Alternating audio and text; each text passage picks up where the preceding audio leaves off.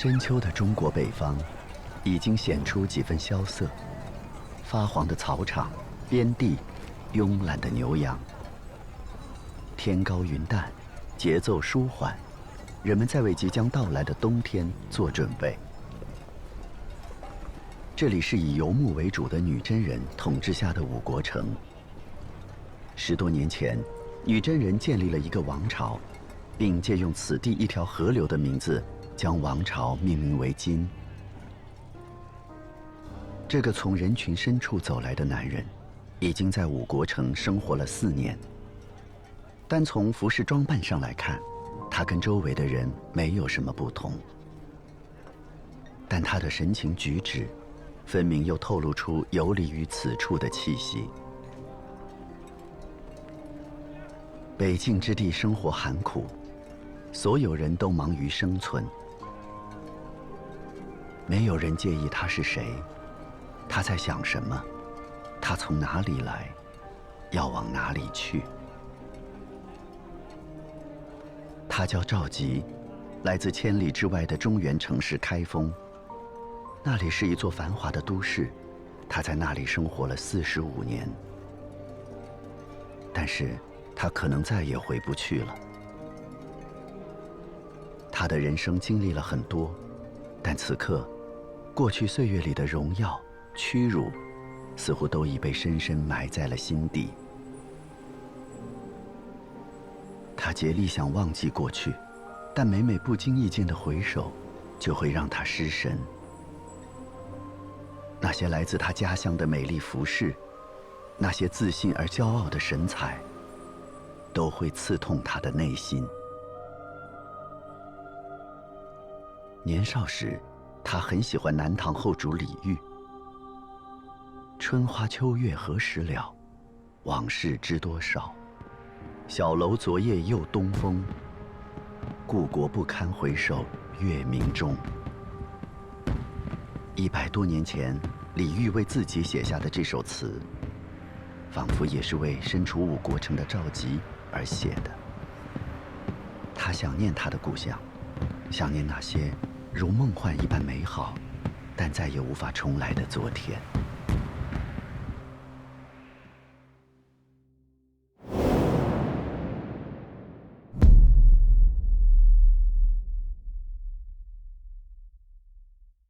纪录片《中国》第2季由经典献映，致敬中华文明，开启有机新生。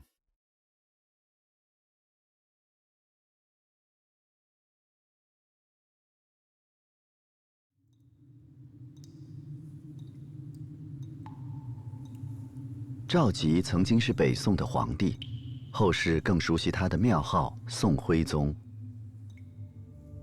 公元1126年，在他禅位给儿子几个月后，靖康元年的正月，金朝大军南下渡过黄河，直逼北宋的都城开封。经过将近1年的艰难守卫，在冬天来临的时候，金军攻进开封城，他们在城中洗劫了整整3个月。公元1127年，金人押运了1050辆车的财宝和书籍，准备北返。已成为俘虏的赵吉和儿子宋钦宗赵桓被要求换上普通百姓的衣服，随大军一同离开京城。临行那一天，赵吉对着皇宫和祖先宗庙的方向跪拜辞行。伏地后悲痛欲绝，甚至无法起身。他们一路向北，走走停停。7个月后到了中京，但这还只是他们北行的第1站。赵吉时常会非常沮丧、痛苦，他只有读书。他看了一些历史书，以前他并不喜欢读史，但这时在读，他有了新的理解和感悟。在中京时，他写下一篇文章，回顾汉唐历史。他反复说，伟大的帝王要使人民安居乐业，但是也要注意与北方邻国的关系，这或许就是他对自己帝王生涯的总结和反思。只是，他还有重新来过的机会吗？天遥地远，万水千山，知他故宫何处？怎不思量，除梦里，有时曾去。的确，也只有在梦里，才能回到他的故宫，他的大宋。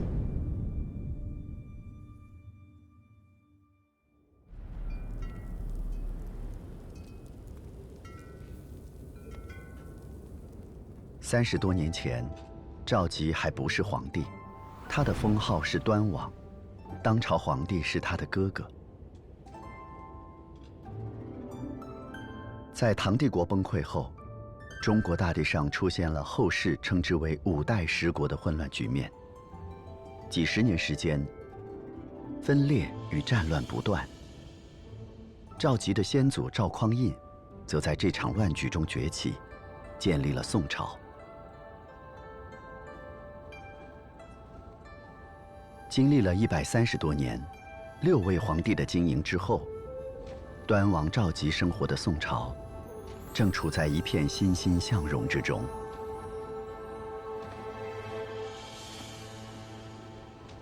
少年时的赵佶几乎没有什么烦恼，他的生活轻快而明亮。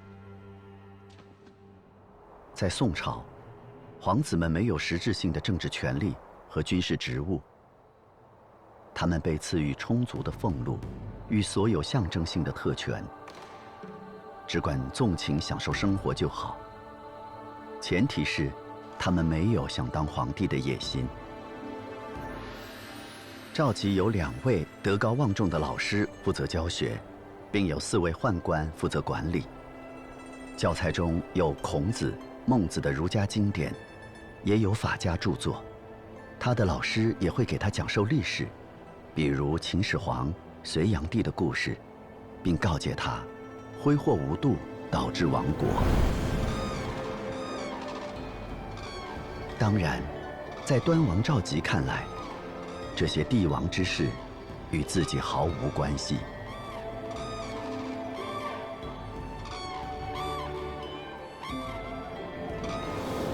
他感兴趣的是艺术，对此他有极高的天赋。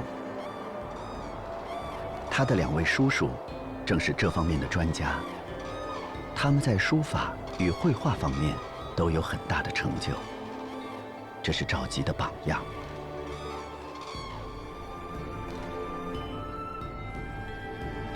他的人生大概率就应该像他的叔叔们一样，神游在浪漫的艺术世界里，想象和创造出各种美的事物，尽情挥洒精彩飞扬的一生。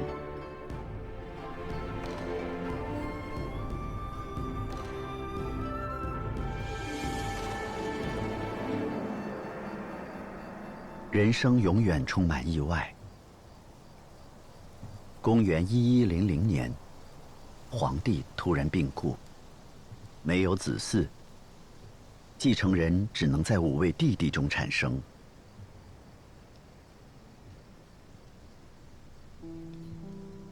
皇太后很喜欢赵佶，她力推赵佶继承皇位。虽然也有大臣提出，端王看上去不是很稳重，但是这样的意见并没有产生什么影响。几乎是在忽然之间，赵佶成了宋朝的第8位皇帝。这彻底改变了赵佶的人生。假如皇位由其他兄弟继承，他就可以继续过去的生活。但既然这个结果无法改变，赵佶想要做个好皇帝。其实，皇位只是命运对他的一次戏弄。在他出生前，父亲宋神宗为让王朝变得更加强大，重用宰相王安石推行新政，史称熙宁新法。从科举考试到平民百姓的差役，改革涉及方方面面。但新政的推行遭遇了巨大阻力，朝中大臣因此分成守旧派和改革派。赵佶刚登上皇位，就定下一个任务，他要改变这样的派系斗争。显然，他低估了其中难度。他太年轻了，也太天真了。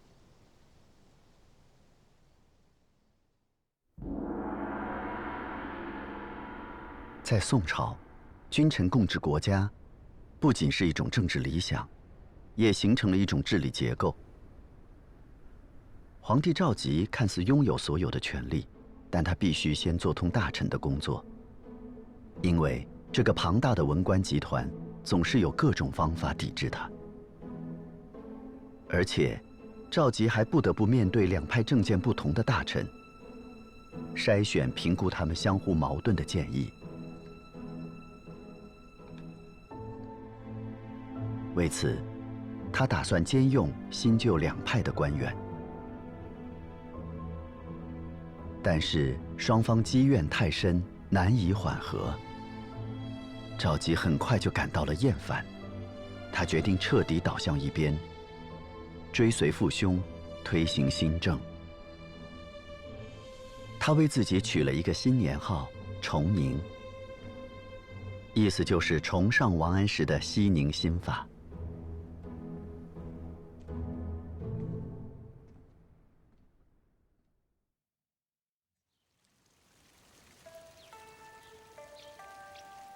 也是在崇宁元年的春天，赵佶启用了一个同样支持新法、同样擅长书画，也更懂他的大臣。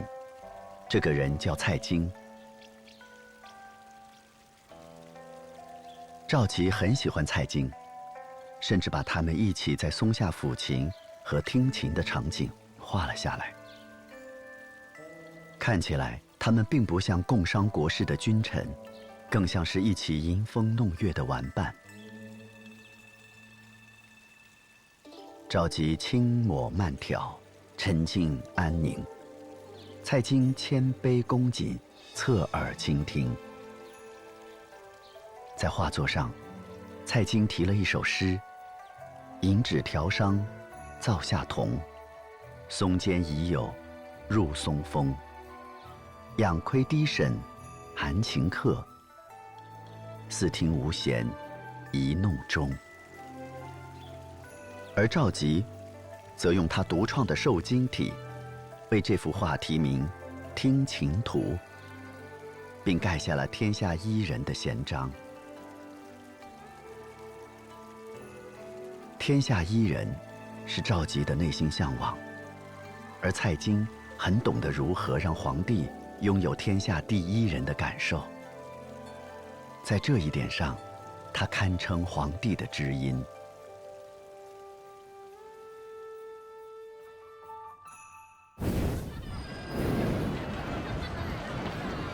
不仅仅蔡京懂赵佶，蔡京的儿子也很懂。他对皇帝说：“所谓国君，当以四海为家，太平为余。岁月能有几何？这样辛劳的度过，还有何意义？”此言深得军心。赵佶继承的是一个文明程度极高的国家。都城开封，时称东京汴梁，是当时世界上规模最大、人口最多、经济最繁荣的大都市。到了赵佶的时代，东京已经跟数百年后的现代城市几乎没什么两样。街道巷口不再有栅栏，人们可以畅行在京城的各个角落。临街的房子也都去除围墙，成了开门迎客的商铺、酒店、饭馆。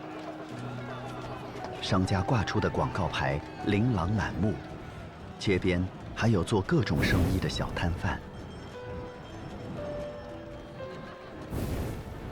宋朝或许是中国历史上最重视商业的朝代，国家的一切经济政策几乎只有一个目标，就是如何从市场中获取更多的财政收入。社会生产和生活秩序的稳定，是宋朝君臣共同的治国追求。为此，他们一直在国家利益和社会利益之间寻求平衡，避免过度扰民。宽松的政策带来了市场的兴旺。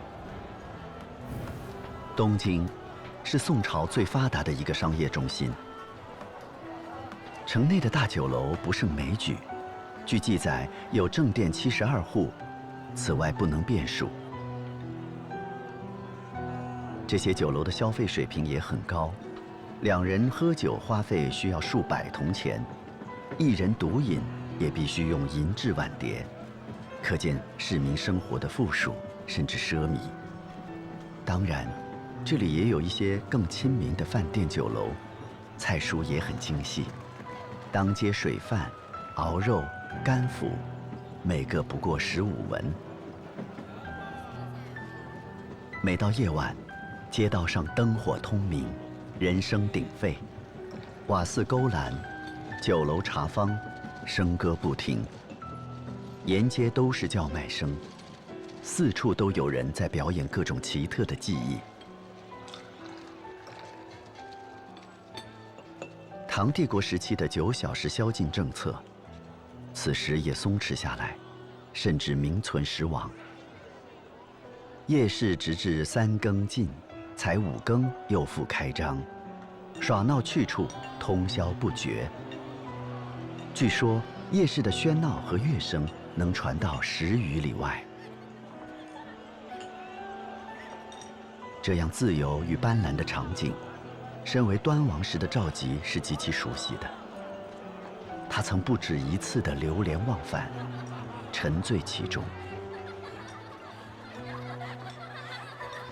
但当赵佶做了皇帝之后，这一切就停留在了记忆里。他不能再轻易地去到市井了，但他知道，他的臣民们正在安享每一个欢乐的夜晚。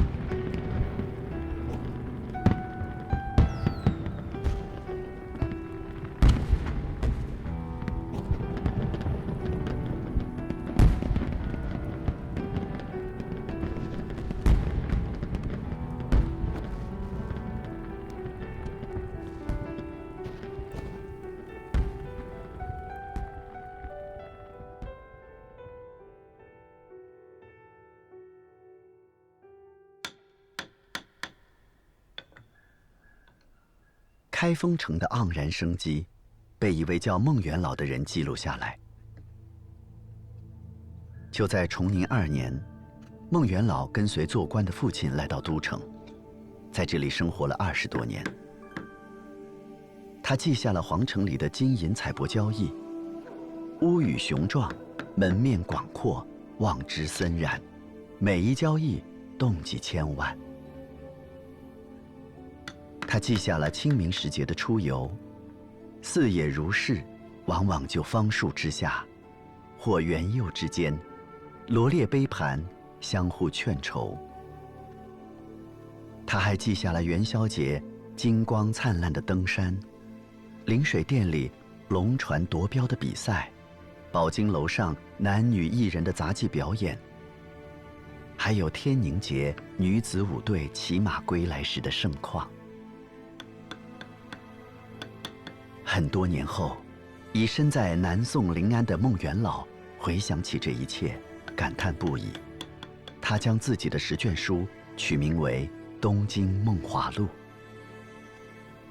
北宋中后期的太平和欢愉，对于所有经历过的人来说，都是一场回味无穷的梦，包括皇帝赵佶。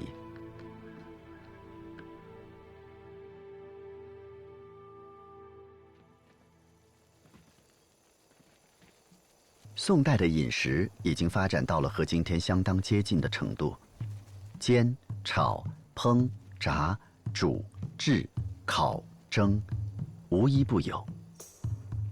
特别是中餐里最重要的两项技术，炒和炸，正是因为炉火技术的提升和食用油加热方法的进步，而诞生于这个时代。甚至，宋代还有了送餐服务，深宫里的皇帝也可以借此享用人间烟火，与民同乐。但世界永远不止一面，有人锦衣玉食，有人依然饥馑贫困。商业的繁茂促进了大宋的文明，也因此拉大了社会收入的分化。赵佶想让普天下的臣民都能分享到一个好皇帝创造的幸福时代。登基2年后，他就开始强力推行一套社会福利政策，要求各州县都建立为穷人看病的安济坊，在全国建立居养院，为那些无法维持生计的老人、孤儿、弃儿提供食品、衣服和住处。他还创建了陋泽园，用来安葬城市里的穷人。设立这些类似于现代社会中的养老院、孤儿院、残疾人福利院、公立医院、公墓的机构，所表达出的对底层百姓的关怀，在中国古代历史中是绝无仅有的。这或许是赵佶作为一个艺术家内心的悲悯。他是个天生敏感的人，对自己治下的山川大地和民间疾苦，他有细致而丰富的情感体察。但作为帝王，这或许还远远不够。就在他当朝期间，粮价上涨，通货膨胀，导致贫民不断增多。这些更加尖锐的矛盾，他似乎并没有更好的方法应对。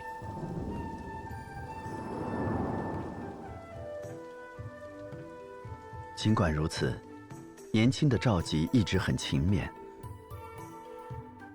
他接手的是当时世界上最富有和最先进的国家，他完全有理由相信，天下一人的梦想定会成真。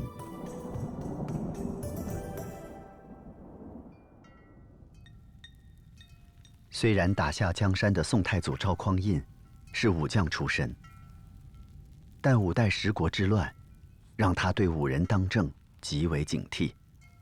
他的弟弟赵光义接任皇帝后，进一步确立文官政治，宋朝就此走上了崇文抑武的道路。赵佶更是一个禀赋纯粹的文人，他尤其关心这个国家的精神建设。重视文治的宋朝在立国之初就降低了科举考试的门槛，科目也更加多元，并加强了对舞弊行为的监管，创立了复试制度，推行殿试制度，一旦及第，就可以直接出仕为官。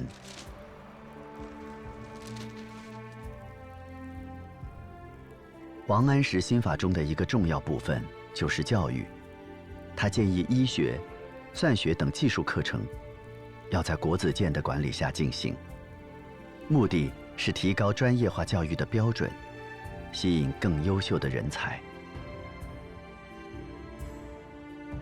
赵佶在此基础上推出了更加雄心勃勃，也更加系统的学校制度。园林设计、建筑、音乐、诗歌、图书编撰、印刷术等等专业都被纳入。当然，还有他所钟爱的绘画。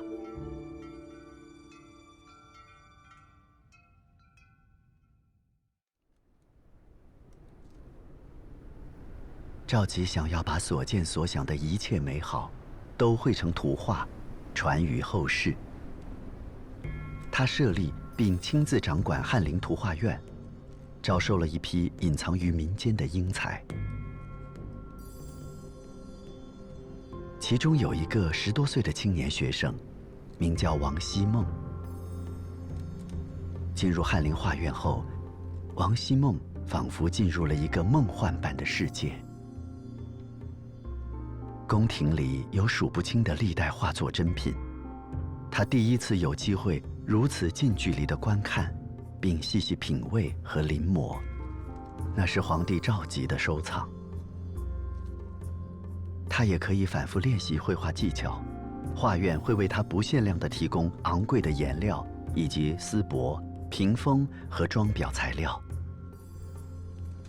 更重要的是，他和他的同学们会接受3年的系统培训，课程包括宗教、艺术、人物、山水、鸟兽、花竹、建筑。此外，还要学习古代词书，如《说文》《尔雅》中词源学的知识，以打下良好的书法功底。因为书画院的掌管者赵佶认为，绘画者应该对自己所绘的场景和人物有深入的认知，然后再以含蓄的、间接的方式表现出来，如同诗人创作诗歌一样。绘画不仅仅是一种技巧，它蕴含着一个人的文化修养。画家绝非机械的匠人，他需要建设自己的精神家园。王希孟就这样在线条与色彩的海洋里遨游。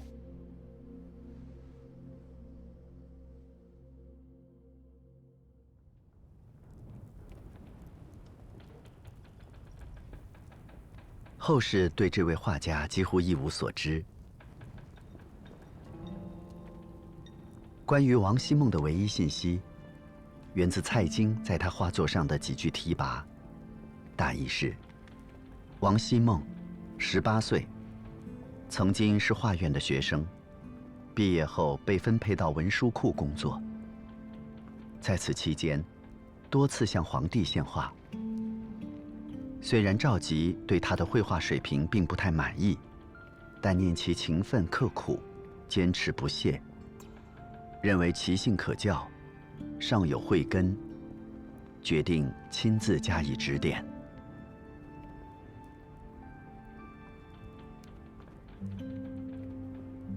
18岁是王希孟完成画作的时间。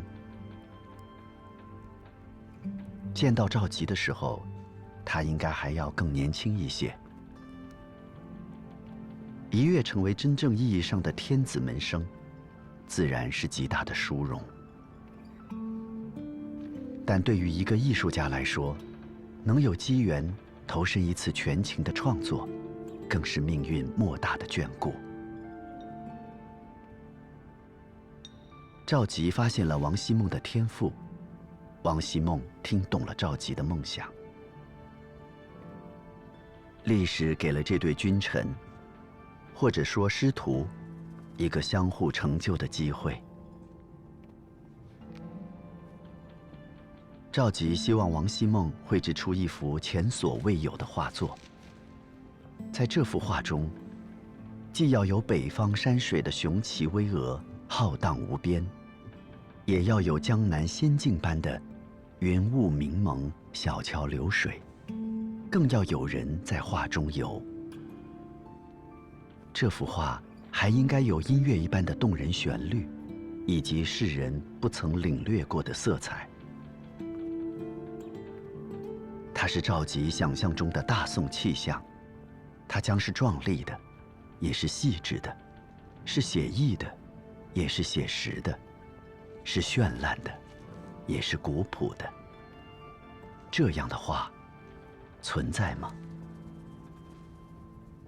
后世并不清楚赵佶究竟传授给了王希孟什么，但一定不止于笔墨技法。毫无疑问，他将自己清晰的艺术主张完全地赋予了这个学生。他的审美，他的态度，他的眼界和他极致的追求，正是这幅画作的灵魂。并没有经过太久的等待，半年后，公元1113年4月，一幅12米长的巨作完成了。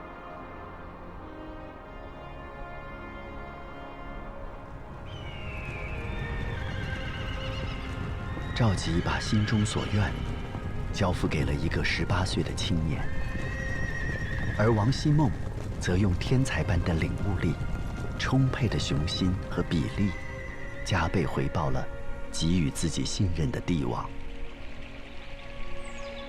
这天赐的青绿两色，并不是对真实山水的简单描摹，这是王希孟充满精气神的青春，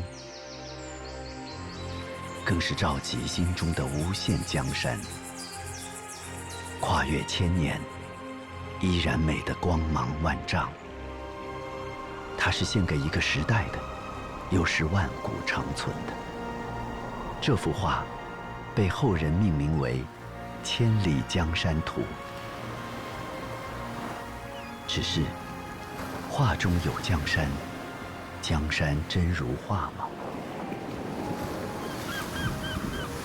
此后，历史中不再有王希孟的任何记载，他也不再有其他画作传世。他如同谜一般的出现，又消失了，似乎他来这人间一趟，全部的意义只在于这一幅画。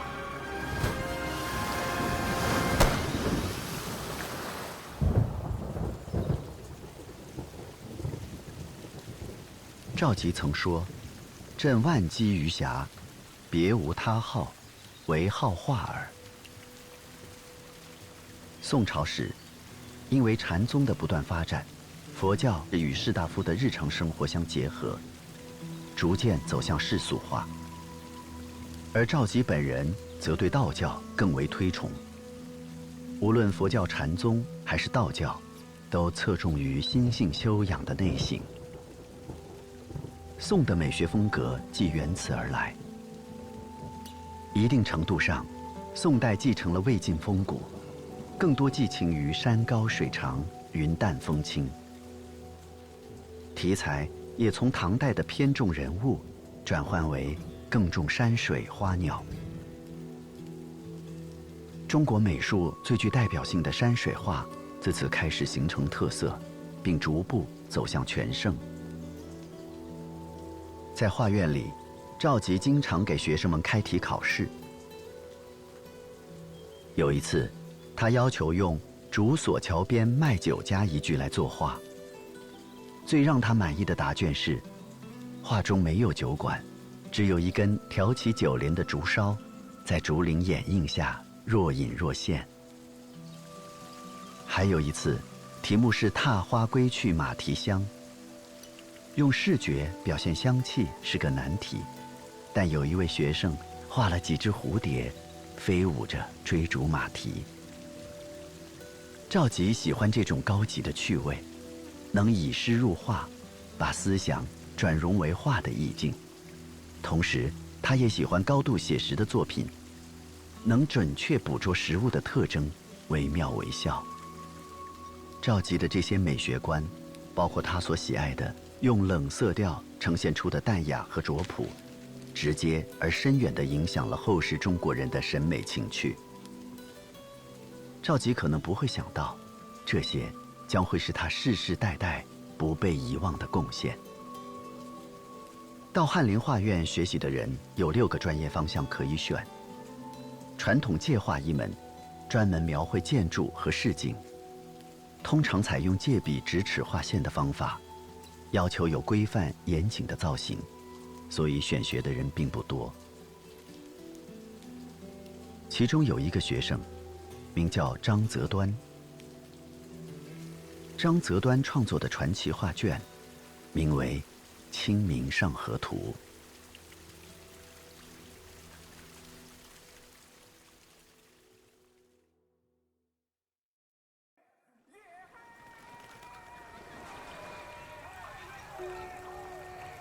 徐徐展开画面，生动的气息迎面而来。沿着水路，从郊野进京，河道船舶、街巷、客栈、酒坊、茶寮，各行各业忙碌的人，活泼的生活，甚至连风在河里吹起的一道波纹，都被精工细笔一一呈现。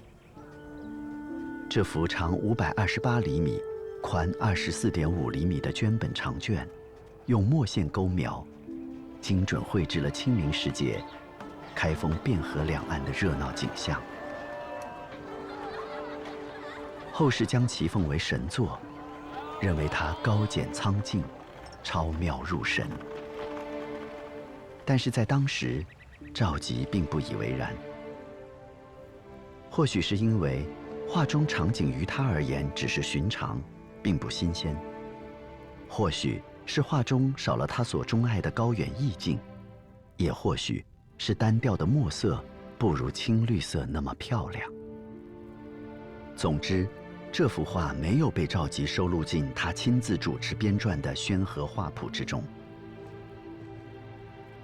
而后人却得以从《清明上河图》中观察到历史的细节，品读出当时的文化，感受到人的精神气质。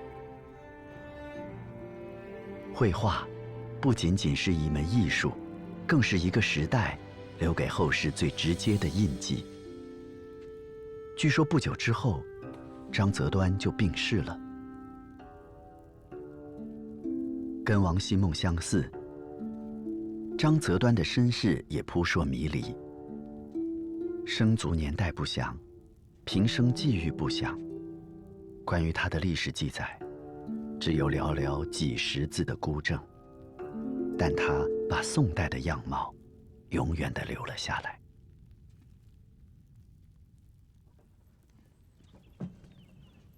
赵佶对于美有一种与生俱来的感受力。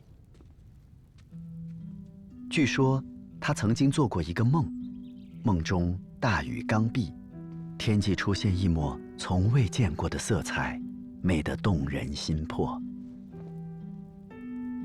睡醒后，他下旨命令工匠烧制一件瓷器，要求只有一个，就是拥有雨过天晴云破处的颜色。赵佶为这个颜色取名天青色。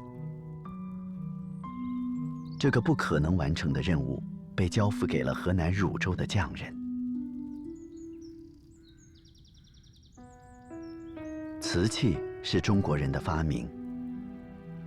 汉代时，瓷器的烧制工艺已经成熟，多以青瓷为主。南北朝时期出现白瓷，唐代则出现了艳丽的三彩。到了宋，赵佶的独特审美带来了新的创造。在未来，瓷器会成为中国的象征。赵佶如愿以偿，而且还有意外的惊喜。没有任何纹饰的瓷器表面布满细微的裂纹，这些裂纹交织叠错，如同花瓣一般散开。于是，裂纹成了花纹，无声的器物仿佛有了生命，有了变幻无穷的绽放，以及绽放时的声响。本是烧制过程中无意的缺陷，却变成了无法复制的美。赵佶最懂得美。一生执着于美的赵佶，经历了漂亮的大宋，见到了漂亮的画作，写出了漂亮的瘦金体，烧制出了不可方物的天青色。或许她真的可算是天下伊人了。只是世间好物不坚牢，彩云易散琉璃脆。眼前的一切，如瓷器般精致，也如瓷器般脆弱。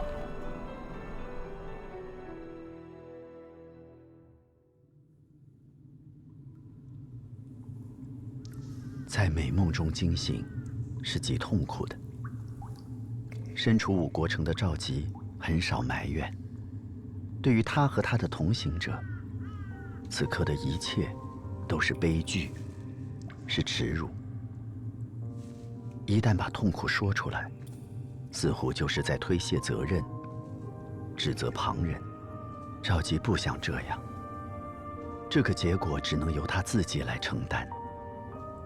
他错用了像蔡京那样的奸人，巧言令色，窃弄国柄，荼毒生民，最终导致国家祸乱。也或许，这依然是皇帝的责任。他不仅识人不明，也没有能力挽回权臣制造的乱局。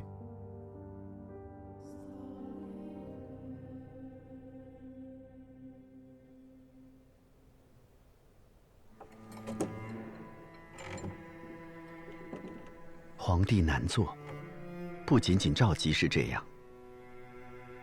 宋代的开国皇帝赵匡胤也不止一次地发出这样的感叹。他因兵变立国，却也怕因此亡国。他曾说，一旦发生兵变，自己再想做个庶民都不可能了。这句话对于赵佶来说，好像一句预言。虽然赵匡胤也发出过卧榻之侧，岂容他人酣睡的宏愿，但终究没有实现天下一家的大统。强干弱枝，重文轻武，守内虚外，成为他的继任者宋太宗赵光义的实际国策，并一直延续。宋朝的北方是契丹人的辽国，西面是党项人的西夏国，西南方是段氏家族的大理国。最大的危险始终来自北方。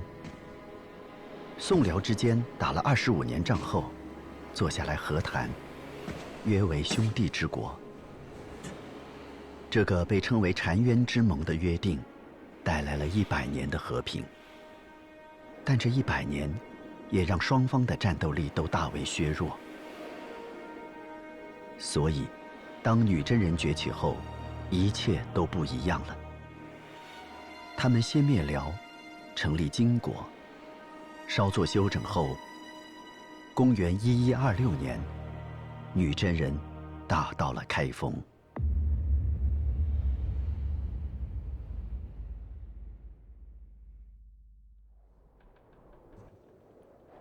那一年的冬天，雪雨不止，一批杰出的北方文人为了避祸，踏上了他们没有归途的南下之旅。其中就包括词人李清照。她与丈夫数10年收藏的金石古玩字画，在流亡中付之一炬，前半生的优雅生活，顷刻间如烟消散。突如其来的厄运，撕裂了时代，也撕裂了人心。李清照清新婉约的词风，从那一年开始，变得凄苦悲凉。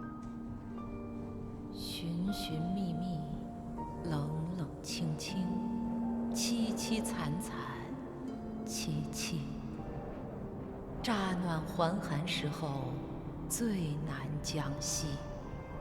3杯2盏淡酒，怎敌他晚来风急？雁过也，正伤心，却是旧时相识。虽然放不下对中原的思念，但也因为他们的这一次难度，让中国经济文化的重心再次南移。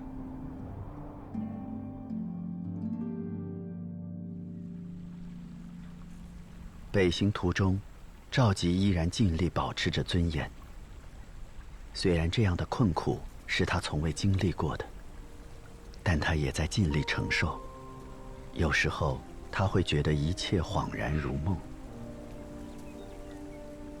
画完《千里江山图》的王希孟，留下《清明上河图》的张择端，烧出天青色的汝窑工匠，都在完成自己命运般的作品后，很快就消失得了无痕迹。还有那座活色生香的开封城，这一切明明都真实的存在过，却又如同不曾发生过一样。渐行渐远的赵佶，时常遥望南方，问周围的人，宋朝皇陵在什么方向？那里是他的根脉，那里也还有他的希望。他的儿子赵构已经在南京应天府登基，他所期待的宋朝大军挥师北上解救自己的愿望，始终未能实现。但他心心念念的帝王要使人民安居乐业，子孙们正在努力。江南丰饶的土地接纳了南渡的人，他们继承北宋的重商政策，同时大力开发农业。农商并举的南宋经济富庶，江南城市和城镇的发达，甚至超越了北宋。他们也继承了北宋的科技成果，成为中国历史上发明创造最活跃的时期。管型火器的出现，开创了人类作战史的新阶段，使用焦煤炼铁，成为世界冶金史上的里程碑。在这瓷器和丝绸的商船开始远航，领先世界的造船业让南宋成为海洋贸易的先行者。他们还继承了北宋最为重视的文化传统，思想流派异彩纷呈，形成了又一次百家争鸣的盛况，诞生了将儒家思想发扬光大的诸子理学。赵佶全力打造的皇家画院也得以存续，以新的画风再写风流。这一切赵佶都没能看到。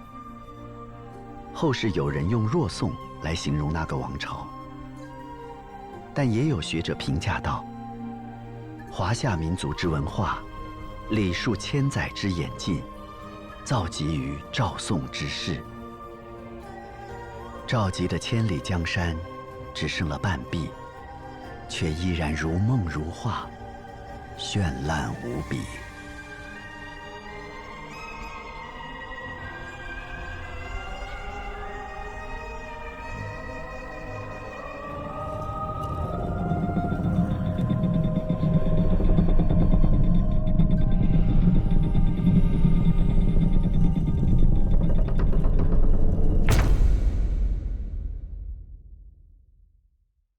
经典致敬中华文明，开启有机新生，提醒您下期看点。长久以来，中国人一直坚守着一个共同的理想：建立一个大一统的国家。